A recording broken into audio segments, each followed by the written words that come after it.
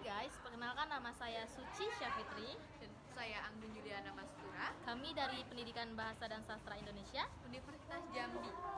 Nah, kali ini kami akan melakukan investigasi nih terhadap Kemalingan yang ada di sekitaran Universitas Jambi, terutama di daerah Mendalo Asri, Kemajuan, dan lain sebagainya. Nah, di sini bakal kami selidikin nih. Kemalingan ini terjadi karena keteledoran kita atau memang Malingnya yang dari pintar. malingnya yang pintar, guys. Nah, langsung aja kita ke lokasi yang sering terjadi kemalingan. Kita akan mewawancarai korban yang pernah kemalingan. Oke, let's go.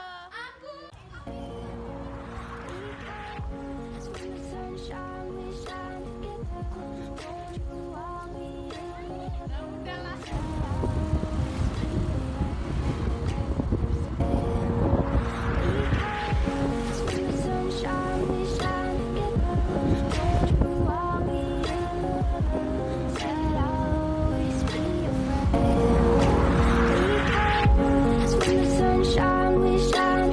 Kita sudah bersama dengan korban kemalingan atau rumah yang sudah pernah kebobolan.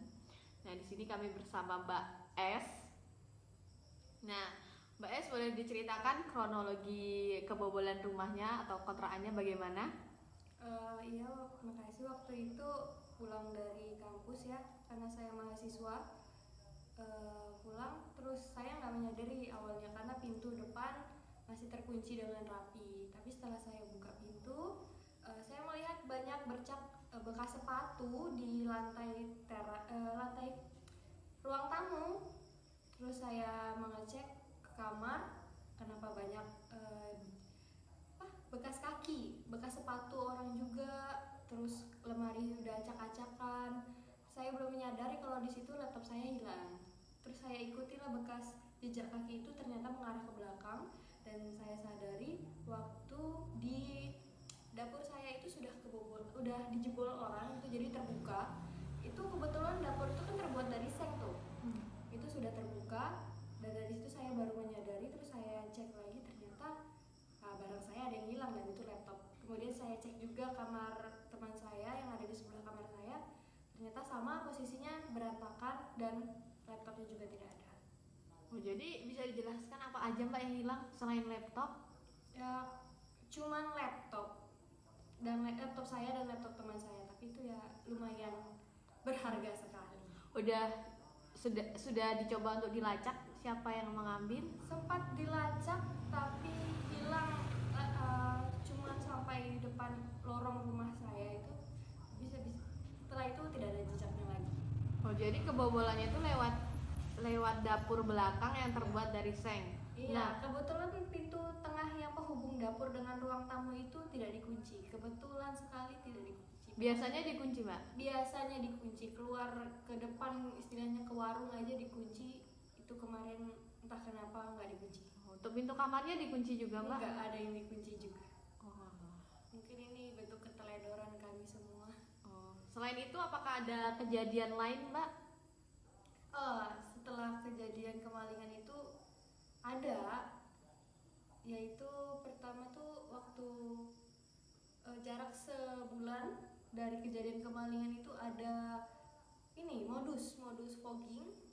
Mengaku akan dari RT akan melakukan fogging dan meminta uang sebesar 75.000.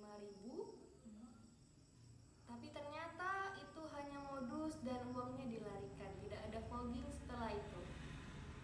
Kemudian ada lagi kehilangan sepatu ya. Pada malam hari lupa untuk masukkan sepatu ke dalam rumah dan posisinya di teras, pagi-paginya udah gak ada.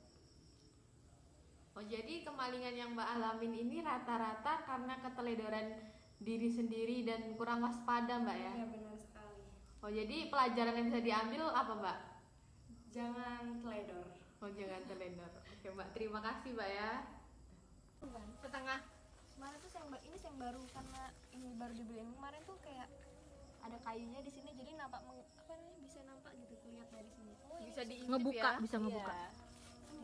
Karena ini belakang tembok, jadi kayak tetangga tetangga juga nggak bakal bisa Iya, lihat. nggak ngeh dia ya. Kecuali kalau dia lewat sana kan lebih gampang lewat sana ya, karena posisinya Karena kan di terbuka. atasnya terbuka. Mm-mm. Tapi karena di samping tetangga ada orangnya, dia nggak berani mungkin ya. Jadi dia pilih jebol ini. Ini udah dikokohin sih. Oh, kemarin waktu pembobolan belum ya? Belum, masih agak terbuka gitu. Jadi dia mungkin gampang lah pakai linggis atau apa dijebol Iya. dan dia masuk.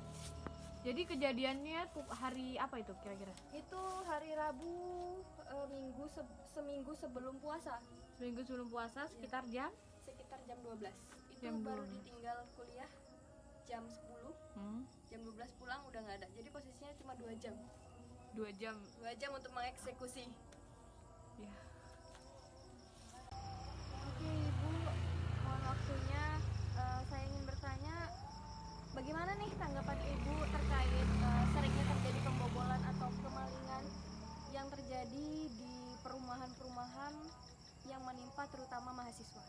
Oh, menurut saya ya memang sering ya Dik, pembobolan yang terjadi sekitar Unja ini, apalagi di kawasan-kawasan yang sepi. Nah, seperti saya punya kontrakan 5 tempat ya, kebetulan alhamdulillah. Nah, itu pernah ada satu kejadian rumah atau kontrakan saya kebobolan maling. Nah, yang kebobolan itu rata-rata yang terletak di tempatnya sepi, nggak punya tetangga. Misal ini salah satu kontrakan saya yang pernah kebobolan atau kemalingan. Nah, di sini coba lihat di sekitarnya itu bangunan yang sebelah kosong, tidak ada penghuni, yang sebelah juga kosong.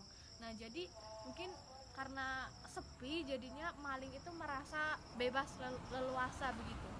Jadi nggak ada yang memantau. Kebetulan karena belum ada rezeki, saya belum berani memasang CCTV di semua kontrakan saya. Bisa diceritakan bagaimana kronologi laptopnya bisa hilang? Sebenarnya itu Mbak, kan itu tuh waktu malam ya hilangnya tuh jam 12-an, pokoknya tengah malam lah. Intinya tuh saya kan tidur, kosan saya tuh kan ada lantai 2. Nah, yang pertama, yang lantai 1 di bawah, lantai 2 di atas. Nah, yang di atas lagi itu jemuran. Nah, waktu itu tuh saya tidur. Nah, itu tuh memang hujan, lagi musim hujan gitu nah Mbak kan.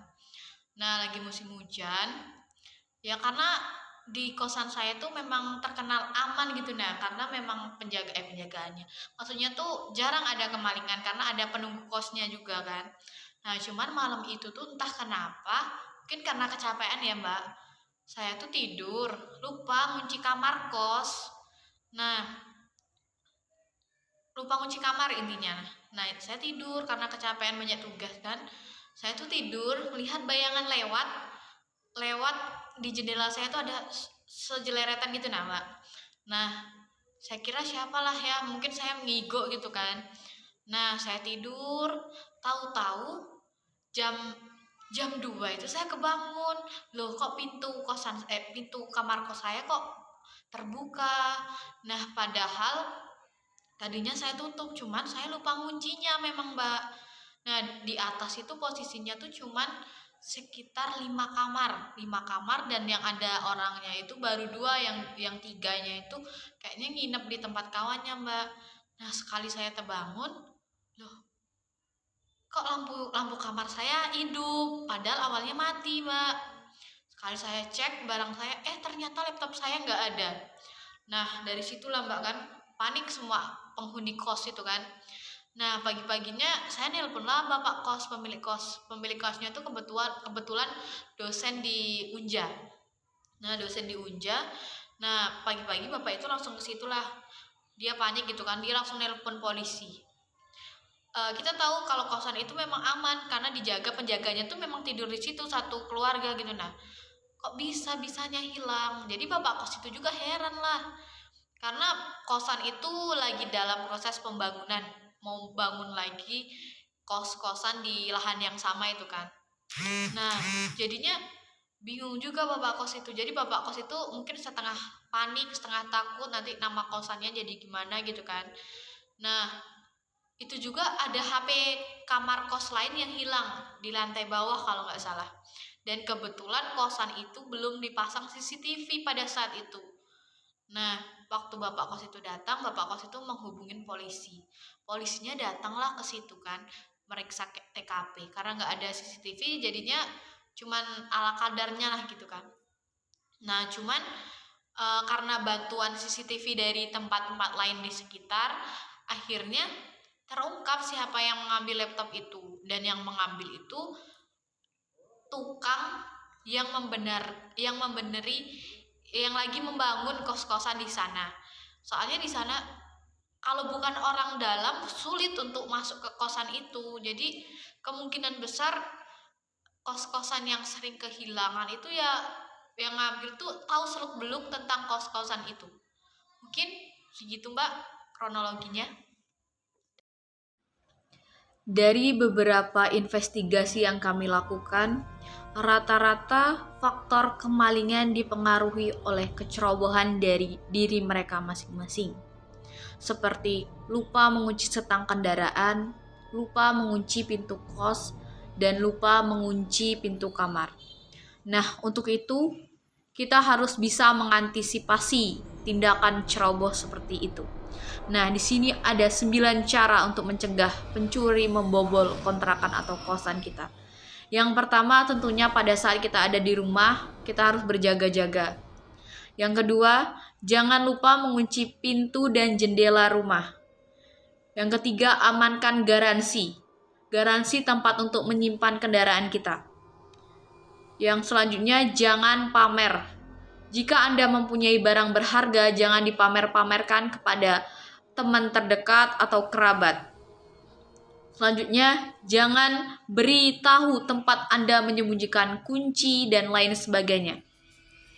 Selanjutnya, kenali tetangga Anda, karena mayoritas pencuri itu berada di dekat kita. Selanjutnya, jangan lupa menutup horden, karena pencuri bisa mengintip kita dari lubang terkecil di sekitar kita. Selanjutnya, ajarkan anak kita atau saudara kita tentang bahaya dari orang yang tidak dikenal. Jadi jangan sembarangan kita untuk mengenal orang yang tidak tahu. Nah, itulah cara-cara untuk mencegah atau lebih waspada terhadap bahaya atau kemalingan di sekitar kita.